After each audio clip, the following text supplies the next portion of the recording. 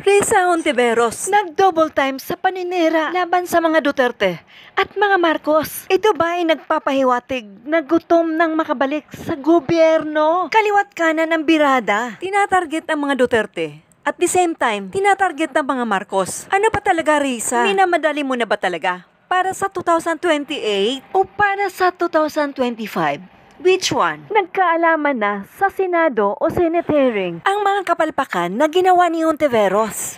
Nagdala ng mga witnesses na panay na kamas at puro kodigo. Scripted ang lahat. Kaya frustrated na talaga ang mga dilawan. Dahil this is the second time na nag-attempt na ibagsak si Sara Duterte. Una, sa confidential funds na hindi siya nagwawagi laban kay BP Sara. At ang pangalawa, ito na namang firearms na dinadala ng mag-ama kay Apollo C. Quiboloy raw. Frustrated na talaga siya dahil gusto na niyang ipakulong ang mag-ama. Kaso lang, kulilat na naman si Hontiveros dahil maraming witnesses na lumalabas laban kay Risa Hontiveros na ang mga nakuha niyang mga witnesses na naka-face mask ay mga bayaran. Wala ka na talagang pag-asa, Risa Hontiveros, dahil ang mga pahayag mo ay puro scripted upang ibagsak ang mag-amang Duterte. Si Pastor Apollo Quiboloy ang kinasuhan, pero idinawit ang mag-amang Duterte. Di natin alam na mahilig pala ito si Risa Hontiveros ng kape na 3-in-1.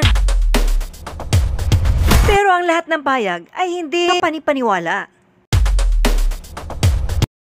Alam naman natin kung gaano ka hindi naging bago yung lipunang iyon. Dahil hanggang sa ngayon, yung legalidad niya, paglabag sa karapatang pantao, yung pagdarambong sa pera ng mamamayan at ng gobyerno.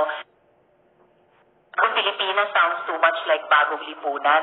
At alam naman natin kung gaano ka hindi naging bago yung lipunang iyon.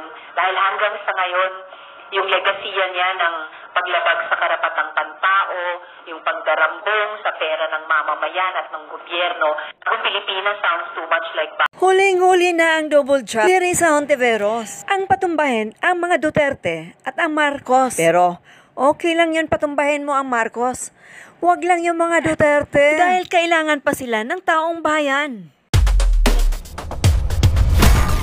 Mulat, what's new? Sa hindi pa nakapag-subscribe, follow, and share, huwag niyong kalimutan na tangkilikin upang patuloy na makapaghatid ako ng